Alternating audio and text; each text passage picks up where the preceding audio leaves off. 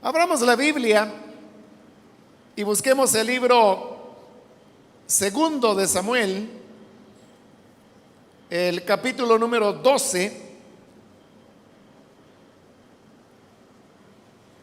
Ese es el pasaje que vamos a leer en el libro segundo de Samuel, el capítulo número 12.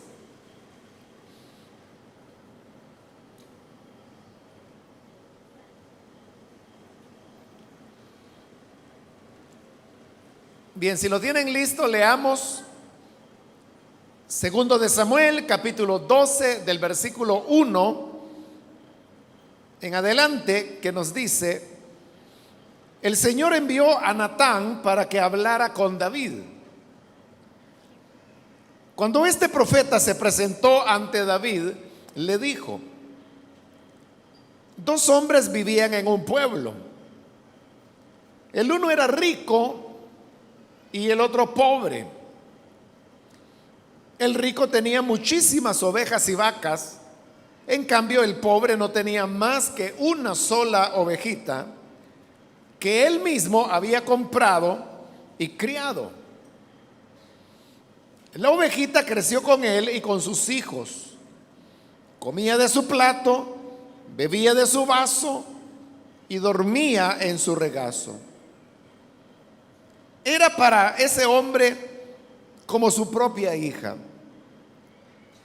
Pero sucedió que un viajero llegó de visita a casa del hombre rico, y como éste no quería matar ninguna de sus propias ovejas o vacas para darle de comer al huésped, le quitó al hombre pobre su única ovejita. Tan grande fue el enojo de David contra aquel hombre que le respondió a Natán: tan cierto como el Señor vive, que quien hizo esto merece la muerte. ¿Cómo pudo hacer algo tan ruin? Ahora pagará 4 veces el valor de la oveja. Entonces Natán le dijo a David: tú eres ese hombre. Así dice el Señor Dios de Israel: yo te ungí como rey sobre Israel y te libré del poder de Saúl. Te di el palacio de tu amo y puse sus mujeres en tus brazos. También te permití gobernar a Israel y a Judá. Y por si esto hubiera sido poco, te habría dado mucho más. ¿Por qué entonces despreciaste la palabra del Señor haciendo lo que me desagrada? Asesinaste a Urías el hitita para apoderarse de su esposa. Lo mataste con la espada de los amonitas. Por eso la espada jamás se apartará de tu familia, pues me despreciaste al tomar la esposa de Urías el hitita para hacerla tu mujer. Pues bien, así dice el Señor: yo haré que el desastre que mereces surja de tu propia familia, y ante tus propios ojos tomaré a tus mujeres y se las daré a otro, el cual se acostará con ellas en pleno día. Lo que tú hiciste a escondidas, yo lo haré a plena luz, a la vista de todo Israel. He pecado contra el Señor, reconoció David ante Natán. El Señor ha perdonado ya tu pecado y no morirás, contestó Natán. Sin embargo, tu hijo sí morirá, pues con tus acciones has ofendido al Señor.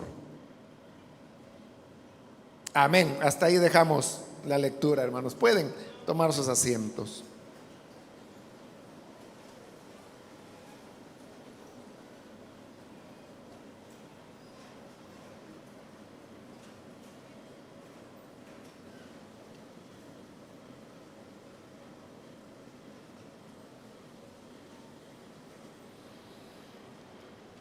Hemos leído esta historia que creo que es bastante familiar, ya que nos habla de la ocasión cuando el rey David cometió ese pecado que manchó el récord que él tenía de integridad y de nobleza que hasta ese momento él había cultivado. Realmente construir un carácter, construir una imagen, es algo que toma años. Las personas no obtienen un carácter íntegro de la noche a la mañana. Eso es algo que demanda la vida entera, todos los aspectos y las áreas de la vida de la persona, hasta llegar a adquirir esa imagen de integridad. Pero eso que cuesta tantos años alcanzarlo, se puede perder y se puede echar a perder en un minuto. Y eso es lo que le ocurrió a David. Él ya era el rey, Dios le había dado paz, él había construido su palacio y realmente dentro de lo que serían las aspiraciones que un ser humano pudiese tener, David las había alcanzado todas. Pero una tarde ocurrió que él subió a la terraza de su palacio y mientras él caminaba, vio que allá a la distancia había una casa pequeña donde había una mujer que se estaba bañando. Y obviamente por estarse bañando, ella estaba desnuda. Pero entonces David la vio. Pero al verla, David observa que esta mujer, que él no sabía en ese momento quién era una mujer muy atractiva, muy hermosa. Le gustó mucho a David. Y creo que cualquiera de nosotros entendemos lo que David experimentó. Era una atracción, fue un deseo que surgió en su corazón por aquella mujer. Pero como él era el rey, él se encontraba en una situación de ventaja y entonces es que envía a sus hombres para que vayan y averigüen quién es esta mujer. Su gente va obedeciéndole al rey y luego le traen el informe a David. Y el informe era: mira, la mujer que viste, ella se llama Betsabé y es la esposa de Urías, el heteo. Que más adelante este mismo libro lo va a colocar dentro de la lista de los que se llamaban los 30 valientes de David. Es decir que Urías no solamente era algún personaje desconocido, David lo conocía muy bien. Y era uno de los 30 mejores guerreros que él tenía y que le habían acompañado a lo largo de sus sufrimientos en el periodo cuando él huía de Saúl. Pero ahora que él es el rey, ese grupo como de unos 300 hombres que anduvieron con él en fidelidad en el sufrimiento, él los promovió y los colocó en posiciones claves dentro de su reinado. El que tenía capacidad de administrar como administrador, el que era guerrero, como en el caso de Urías, lo colocó en el ejército y lo honró dándole ciertos cargos oficiales. Ahora, hasta ahí David debió haber comprendido y llegar a la conclusión: bueno, esta mujer está casada, por lo tanto yo debo respetar, porque involucrarse con una mujer casada es lo que en la palabra del Señor se llama adulterio. Y en la época de David, bajo la ley de Moisés, el adulterio era penado con la muerte. Peor si esta mujer era la esposa de Urías, quien era uno de los más cercanos amigos y más fieles servidores que David tenía. Es decir, solo el hecho de cometer o involucrarse con esta mujer era un pecado que le merecía la muerte a David. Pero más bajo era porque esa no era la mujer de un hombre desconocido, era la mujer de uno de sus más cercanos, de la lista de los mejores 30 guerreros que David tenía. Y es una verdadera bajeza cuando a una persona le quita a su amigo la novia, y ya no se diga la esposa.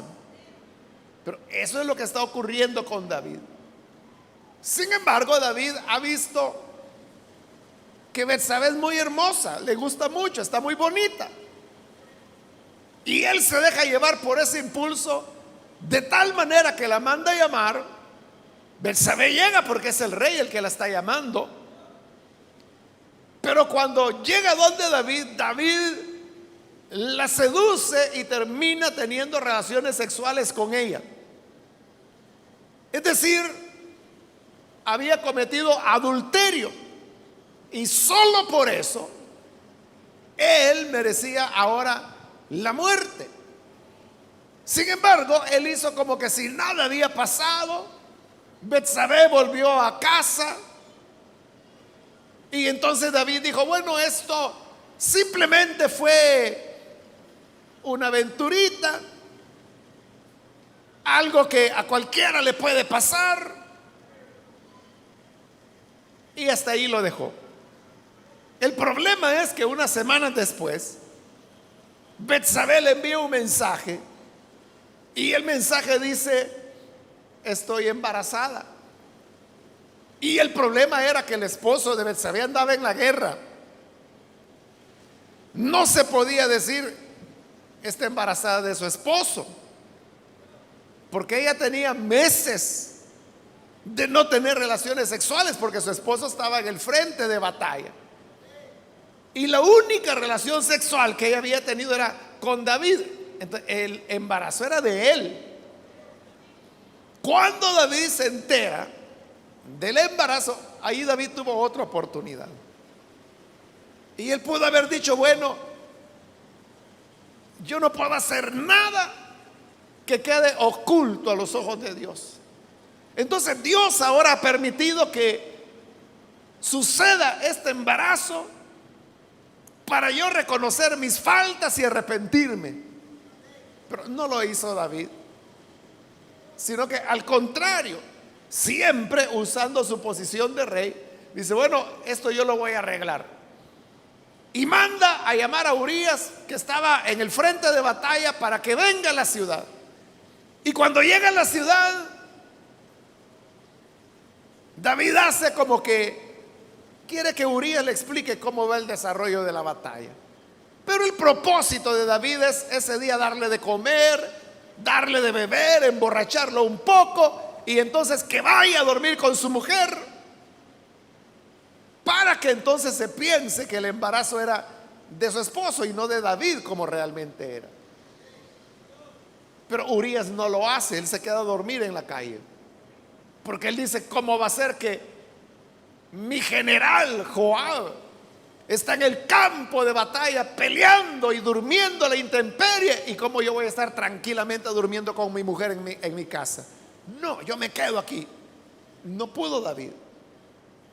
Entonces David escribió una carta donde daba instrucciones que debían colocar a Urías donde el combate era más agudo, y que cuando estuviera lo más fuerte del combate, que los hombres de Israel se apartaran y dejaran solo a Urías para que lo mataran. Esta carta David la firma, la sella y se la da al mismo Urías. Y le dice, mira, llévale este mensaje secreto al general Joab. Y Urías le dice, sí señor, yo lo llevo. Y Urías no sabía que lo que llevaba en sus manos era su condena a muerte. Se la entrega a Joab, Joab la lee, estaban claras las instrucciones.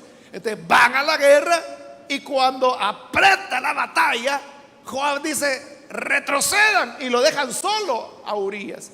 Y Urías no era un cobarde que también iba a salir huyendo. Él enfrenta a los amonitas, pero eran tantos y lo habían dejado solo que no pudo defenderse y murió. Le llega la noticia a Betsabé y le dicen, tu esposo ha muerto. Y ella comienza a llorar porque ha enviudado, perdió a su esposo. Pero cuando ya pasa el periodo de luto, David la manda a traer, se casa con ella y posteriormente el niño nace. Ustedes saben que el término para el nacimiento de un bebé es de alrededor de 9 meses. Es decir, que ya había pasado como un año de estos acontecimientos. Y David quizá pensaba, bueno, para astuto, aquí estoy yo. Porque tengo la mujer que quería, resolví el problema del adulterio y ahora hasta es legítimamente mi esposa. Así que en verdad que soy un hombre muy listo. Pero David había olvidado algo, y es que no hay nadie, y para eso no hay excepción. No hay nadie que se vaya a salir con la suya cuando ha pecado, cuando ha mentido, cuando ha engañado. Después de aproximadamente un año, un día llega el profeta Natán, a quien David apreciaba mucho, y le dice, rey, tengo un caso que contarte.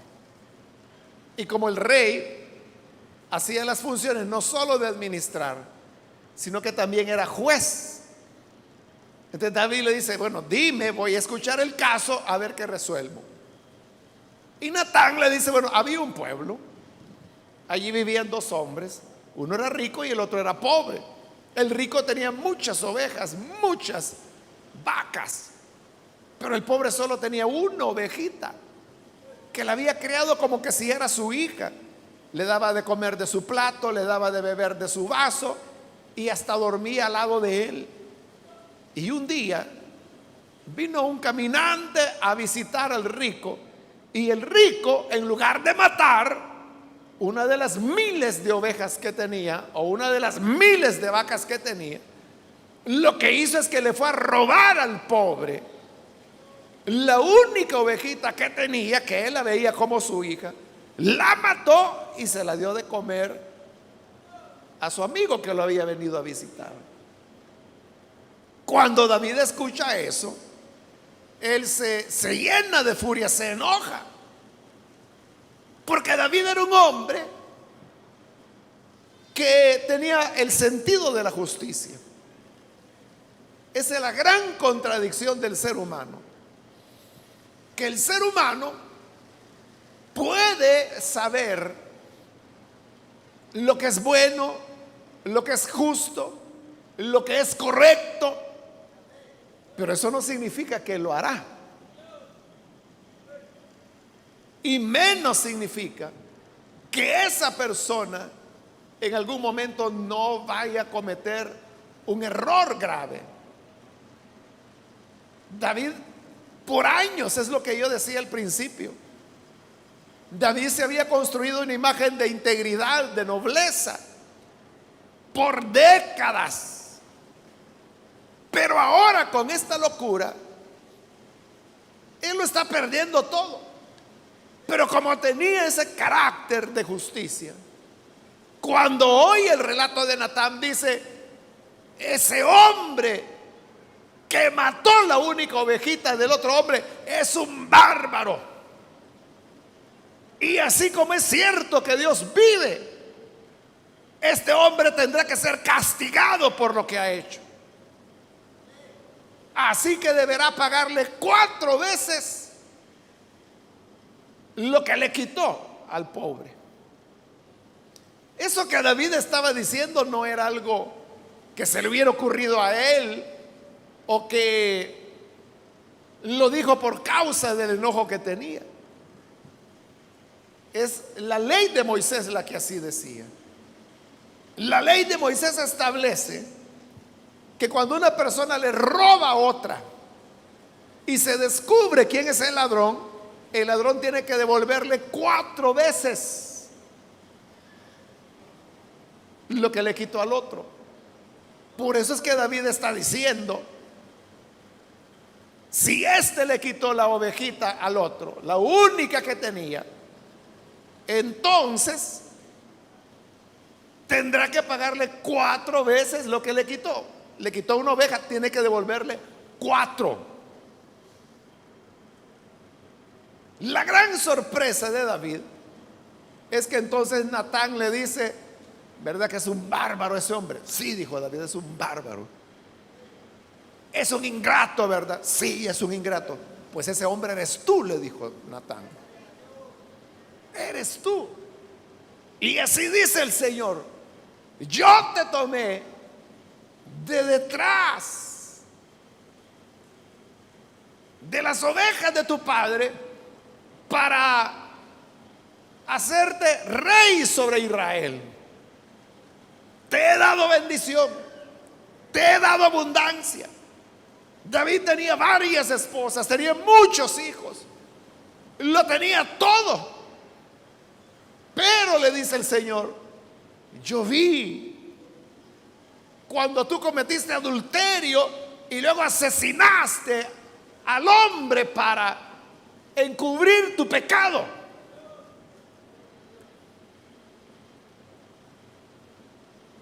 Entonces David había pecado sin duda.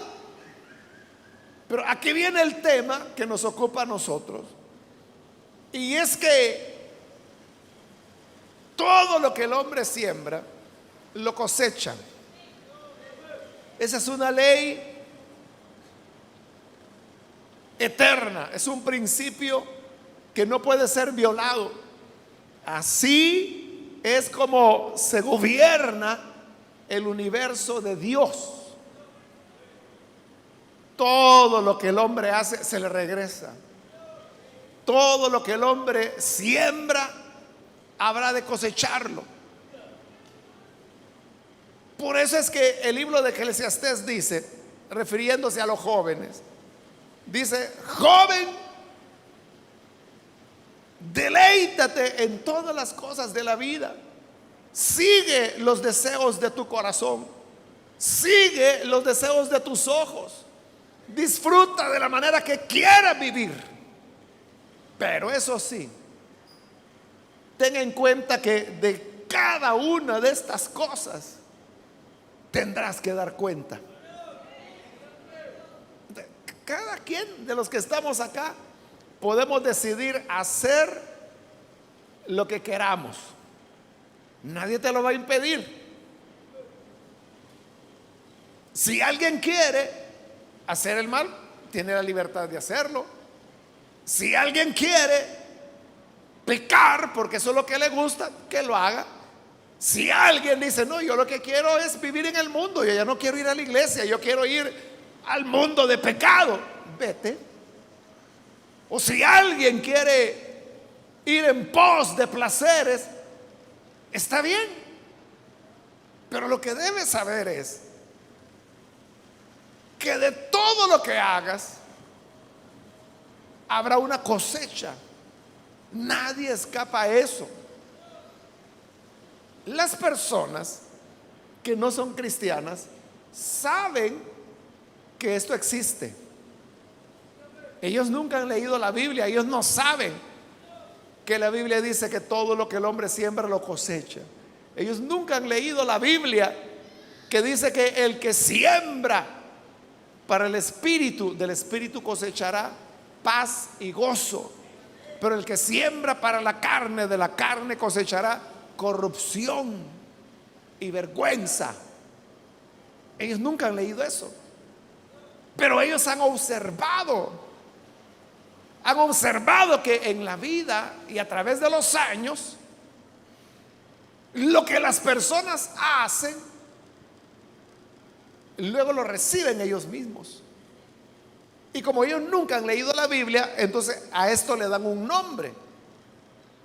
Y los incrédulos a esto le llaman la ley de la compensación, dicen ellos. Es decir, lo que tú haces, la vida te va a compensar dándote lo mismo. Por eso llaman la ley de la compensación. Pero significa lo mismo, que lo que uno hace, lo recibirá. Otros que son más inclinados hacia las religiones orientales, sobre todo el hinduismo, a esto le llaman el karma. Porque dentro del hinduismo el karma es el principio que permea el universo entero y que hace que lo que el hombre hace lo reciba.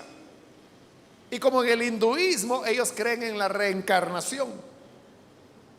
Entonces, cuando hay una persona que vive en situaciones de pobreza, en enfermedad, en muchos sufrimientos, entonces dice, es que lo que ocurre es que en esta vida estás sufriendo porque en otras tú fuiste malvado.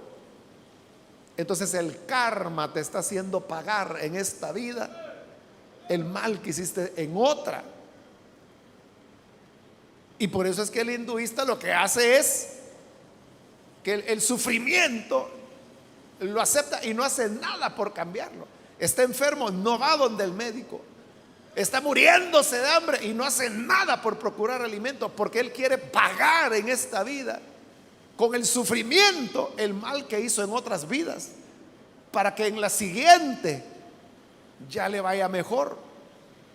Porque si aquí sufre, el karma en la siguiente vida le hará tener mejores condiciones. Por supuesto, la encarnación no existe. La Biblia dice que está establecido los hombres que mueran una sola vez y después de eso el juicio, y se acabó. Pero ¿de dónde sacaron entonces los hindúes esa idea?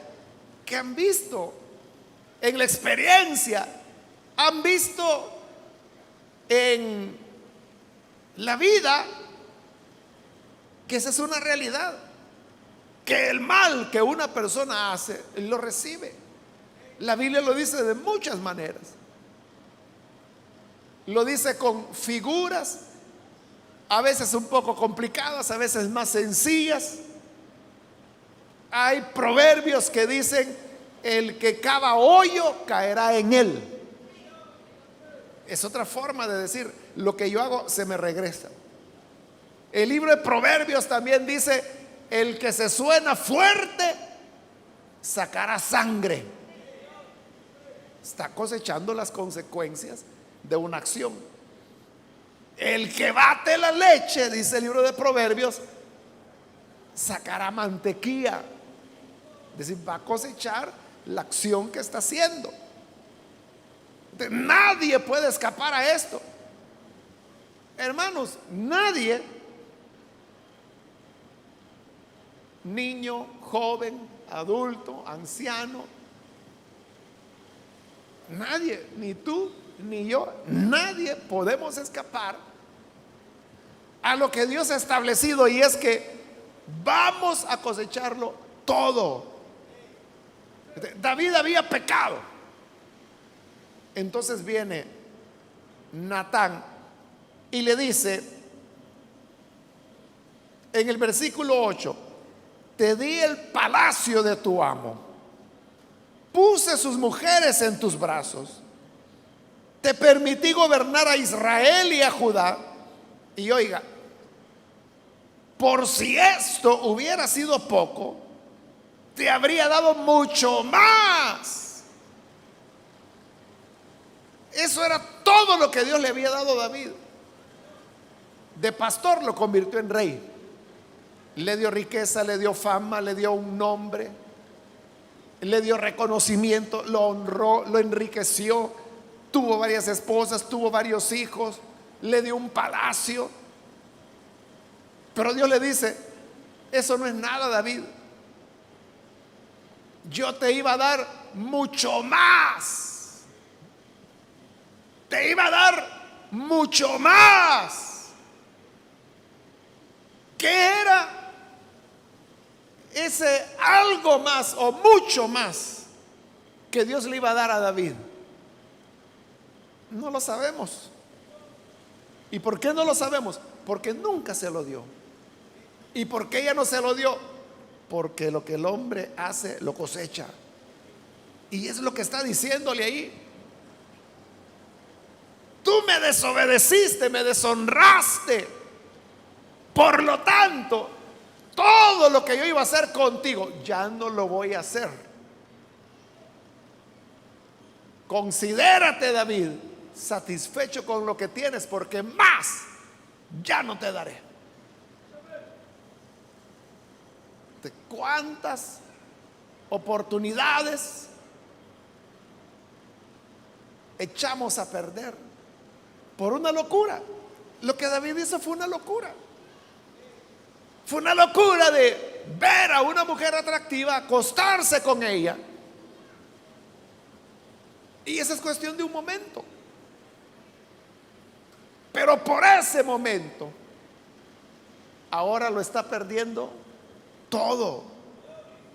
Lo que Dios mucho más te iba a dar, David, pero ahora ya no, porque deshonraste mi nombre. Y vea que David se va a arrepentir. David se arrepintió genuinamente y se puso a orar y se puso a ayunar y no quería comer. Y sus hombres ya tenían miedo porque decían: ya lleva muchos días sin comer, quizás se va a morir. Pero David no quería ni que le hablaran, porque él estaba arrepentido, pedía perdón. ¿Y qué ocurrió? Dios no cambió. Natán le dice: Dios te ha perdonado. Pero vean, Dios perdona la culpa de los pecados que cometemos, pero las consecuencias de ese pecado siempre las tendremos que pagar. Una persona puede cometer un delito y por ese delito lo llevan preso, y ahí no es alegre estar. Entonces la persona se arrepiente y le dice: Señor, eso fue una locura. Fue una locura. Perdóname. Sí, yo te perdono. Dios le perdona. Pero eso no desvanece el delito.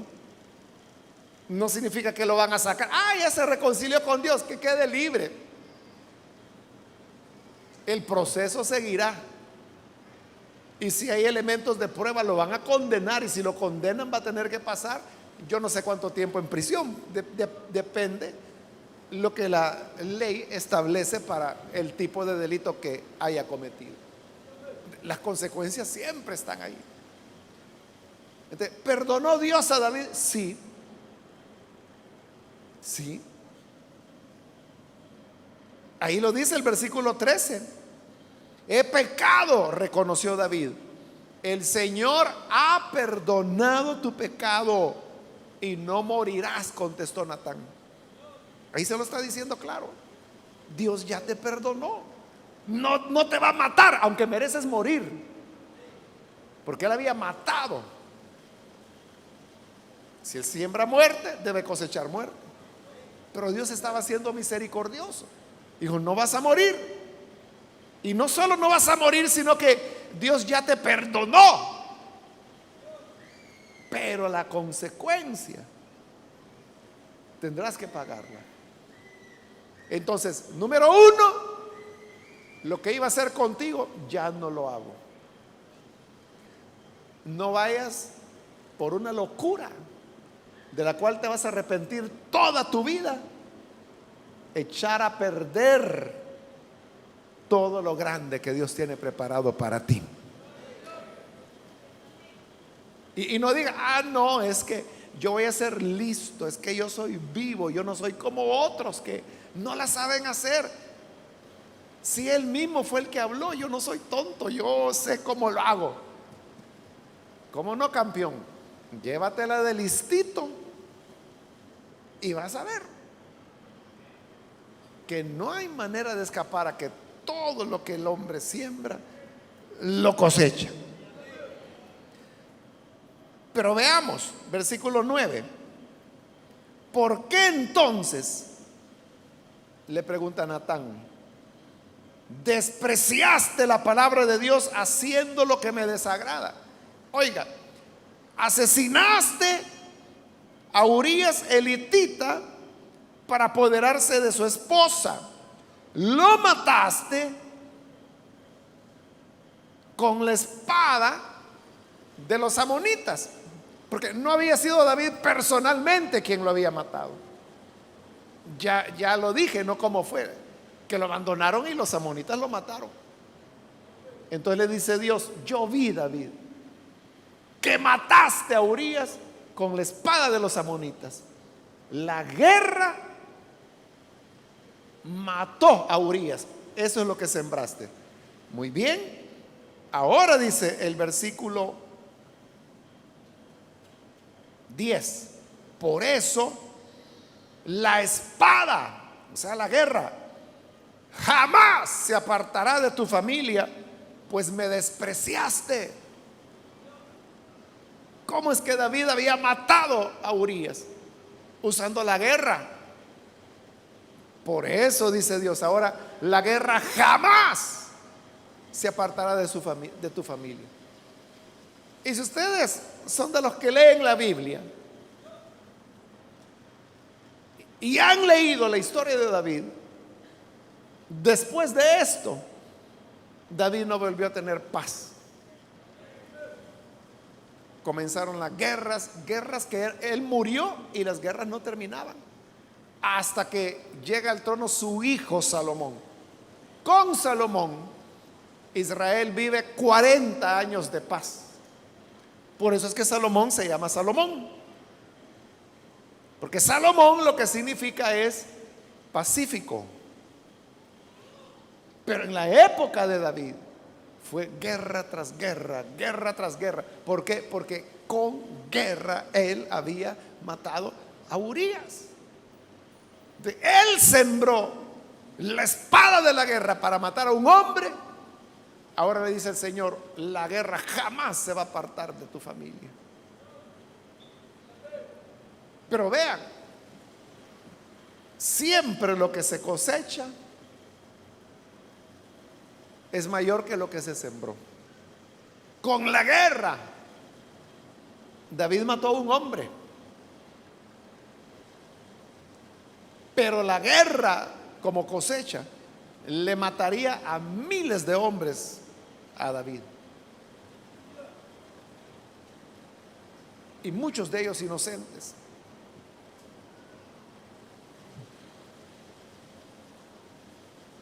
No vale la pena, porque uno puede decir, es un pecadito, pero el pecadito es como una semilla. Que la Biblia dice que se siembra una semilla y entonces da fruto a 30 por uno, a 60 por uno, a 100 por uno. La cosecha siempre es mayor. En el peor de los casos, siembras uno, cosechas 30. Eso es lo que hoy está ocurriendo. Ahora, en tercer lugar, en el 11, así dice el Señor, yo haré que el desastre que mereces surja de tu propia familia, y ante tus propios ojos tomaré a tus mujeres y se las daré a otro el cual se acostará con ellas en pleno día. Lo que tú hiciste a escondidas, yo lo haré a plena luz, a vista de todo Israel. Entonces, ¿qué era lo que David había hecho? Un adulterio. Se acostó con una mujer que no era su esposa, que más bien estaba casada con otro, con Urías. Era un adulterio. Y es como Dios le dijo. Dios sabía que David no lo había hecho abiertamente, él lo hizo en oculto, en lo secreto, porque él también se creyó vivito. Dijo, no, si nadie se va a dar cuenta, yo soy el rey. Van a pensar que yo estoy hablando así, aquí cosas importantes con esta mujer. Pero Dios le dijo, yo te vi lo que estabas haciendo. Entonces, tú lo hiciste a escondidas, hoy vas a cosechar. Y lo que tú hiciste a escondidas, yo lo voy a hacer en público y a plena luz del día. Y eso es lo que va a pasar un poquito de tiempo después. Cuando Absalón, el hijo de David, se levanta contra él, David huye. Pero David dice, bueno, voy a dejar a 10 de mis concubinas para que se encarguen del mantenimiento y el cuidado del palacio. Y las dejó. Cuando Absalón llega, le dan la noticia, mira, tu papá aquí dejó 10 de sus mujeres. Entonces dice Absalón, entonces en la terraza pongan ahí un canopy para que no me dé el sol y llévenme esas 10 mujeres y yo me voy a acostar con ellas delante del pueblo para que el pueblo sepa que yo me he hecho abominable a los ojos de mi padre y se unan conmigo y estén conmigo en la batalla. Y lo hace Absalón. Otra vez, David lo había hecho con una mujer, Absalón lo hizo con 10 mujeres de David. Lo que se siembra, se cosecha. Entonces, ante eso, David se asusta. Ya leímos el versículo 13 cuando le dice, he pecado contra el Señor. Y el profeta le responde, el Señor ha perdonado ya tu pecado y no morirás. Pero vea el 14, sin embargo, aunque Él ya te perdonó, tu hijo, el del embarazo con Betsabé, sí morirá, pues con tus acciones has ofendido al Señor. Dios te perdonó. Y es lo que dije hace un momento, pecamos, le pedimos perdón, Dios nos perdona, pero las consecuencias, esas tenemos que pagarlas siempre. Aquí se lo está diciendo Natán, no, David, no vas a morir, el Señor ya te perdonó, pero tu hijo, ese sí va a morir, porque es inevitable, lo que se siembra, se cosecha. Y fíjese, David había dicho, este hombre malo tendrá que pagar con 4 tantos. Y Natán le dice, tú eres ese hombre y tú lo dijiste, así que hoy tendrás que pagar con 4 tantos. David le quitó la vida a un hombre que era Urías, pero David mismo dijo que pagaría con 4 veces. Te quitó una vida, a David le van a quitar 4 vidas de 4 de sus hijos. El primero de ellos es este, que ni nombre tuvo, no sabemos su nombre, el hijo de Betsabé. David se pone en ayuno para que Dios perdone la vida del muchacho, pero como todo lo que el hombre siembra lo cosecha, el niño muere. Hijo número 1. Después de eso viene la rebelión de Absalón. Y antes de la rebelión de Absalón, es cuando se da el incidente de Amnón. Amnón era otro hijo de David, que se enamora de Tamar, que era su media hermana, la viola. Pero resulta que Tamar era hermana de padre y madre de Absalón. Entonces, Absalón, enojado, mata a su medio hermano Amnón, hijo de David, por haber violado a su hermana. Ya van 2 hijos, el hijo de Betsabé y ahora le matan a Amnón. Pero él había dicho 4, pagará 4 tantos, solo ha pagado 2, faltan 2 más. Entonces es cuando viene la rebelión de Absalón. Y aunque David es bien claro cuando habla con sus oficiales y les dicen, ustedes vayan a hacer la guerra, pero a mi hijo Absalón no lo vayan a matar.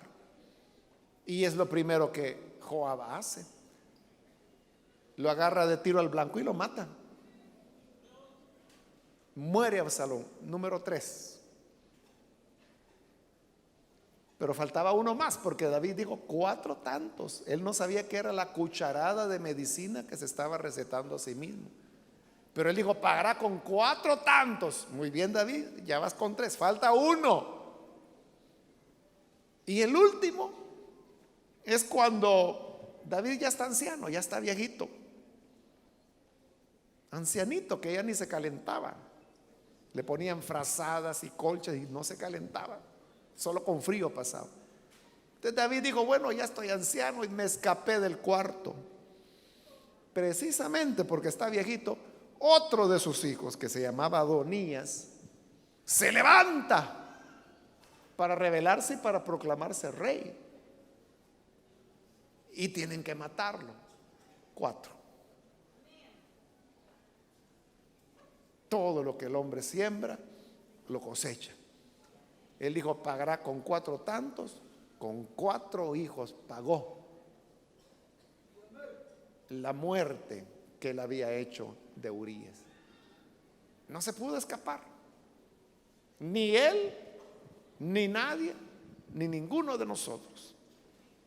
Ahora, si alguno de nosotros dice, pero mire, yo ya pequé, ya hice lo malo, ¿qué te queda? Suplicar misericordia. ¿Te perdonará Dios? Sin duda. ¿Pero tendré que pagar las consecuencias? Sin duda también. Lo que está en juego es qué tan graves serán esas consecuencias o qué intensidad tendrán. Eso es lo que está en juego, y allí es donde tienes que pedir misericordia. Pero si tú no has ofendido al Señor, no lo hagas. No lo hagas. No porque tu papá o tu abuelita te dice que no lo hagas, no porque el pastor te dice que no lo hagas. No lo hagas, porque todo lo que hagas se volverá en tu contra. Todo lo que el hombre siembra, lo cosecha. Que Dios nos ayude entonces para vivir en integridad. Amén.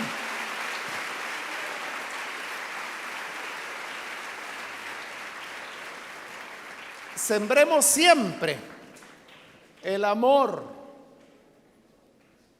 misericordia, justicia, y vamos a cosechar misericordia de parte de Dios.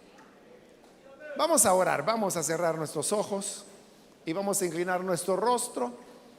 Quiero ahora hacer una invitación para aquellos muchachos que todavía no han recibido al Señor Jesús como Salvador.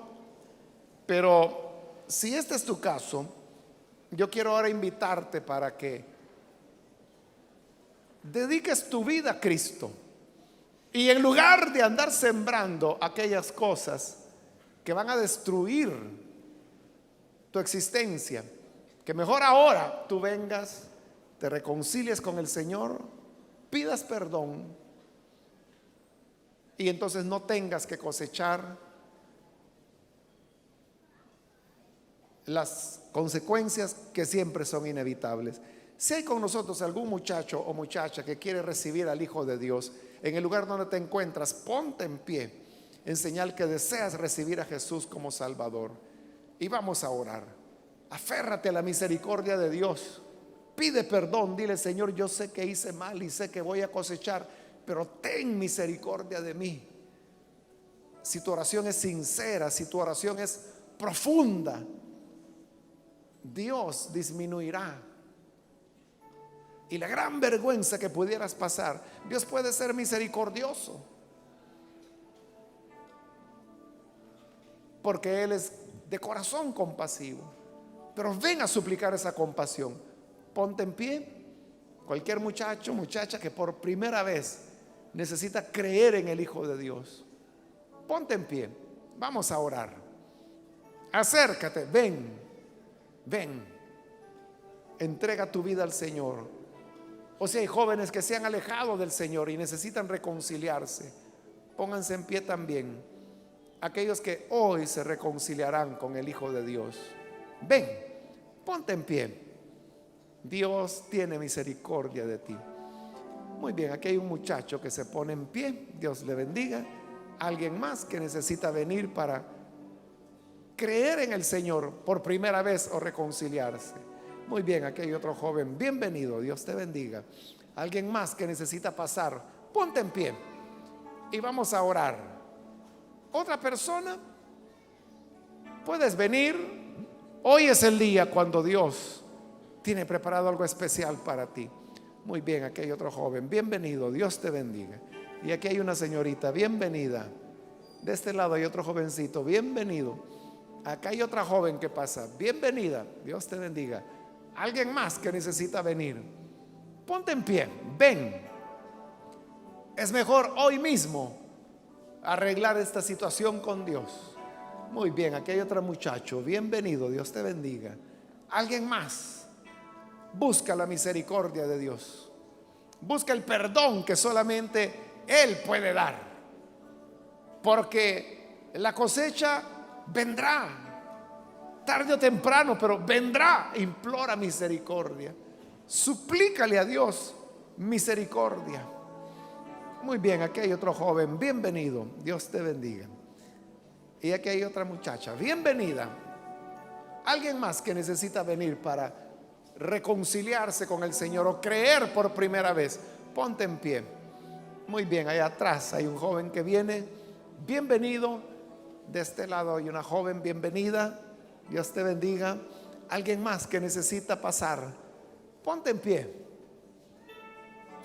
Ven que hoy es el día de Dios, es el momento adecuado.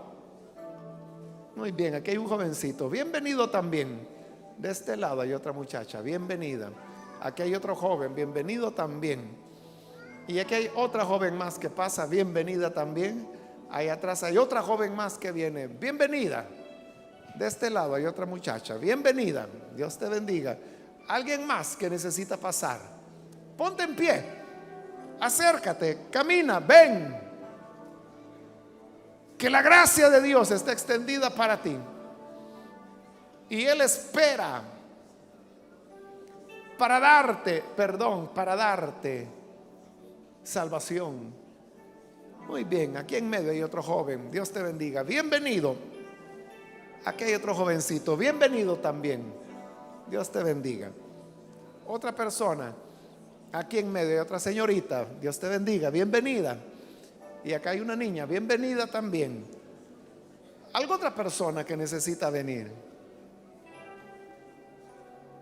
Todo lo que el hombre siembra lo cosecha. Pero si sembramos misericordia, arrepentimiento, humildad, de Dios vamos a cosechar también misericordia. Muy bien, ahí atrás hay otro joven, bienvenido, Dios te bendiga. Y de este lado hay otra joven que pasa, bienvenida también. Alguien más, ven. Yo voy a finalizar, tengo ya solamente un minuto, pero si hubiese alguien más, ponte en pie, acércate para que la gracia de Dios te pueda alcanzar. Muy bien, aquí hay otro joven, bienvenido, Dios te bendiga. Aquí hay una niña, bienvenida. Alguien más que necesita venir, ven ahora rápidamente porque voy a orar. Acá en medio hay otro muchacho, bienvenido. Y de este lado hay otro joven que pasa, bienvenido. Acá también hay un niño que pasa, bienvenido. Otra persona, alguien más.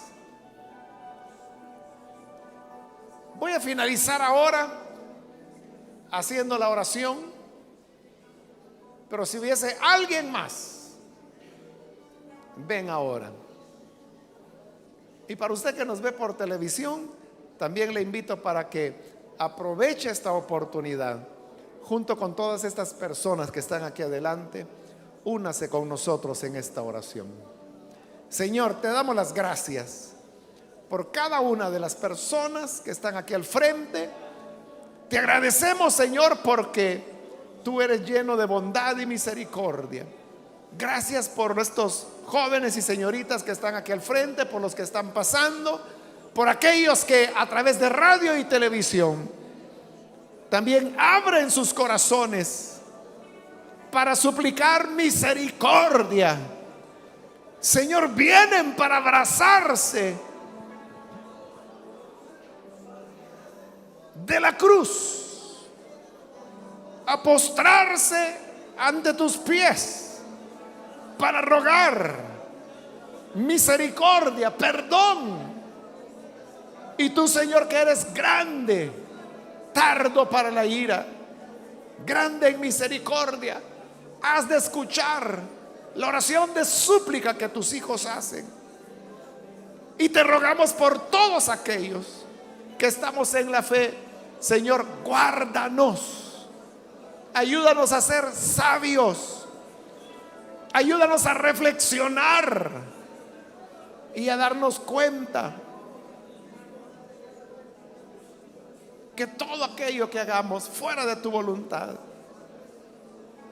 ha de traernos consecuencias. Líbranos entonces del mal y no nos dejes caer en tentación. Por el nombre de Jesús. Amén.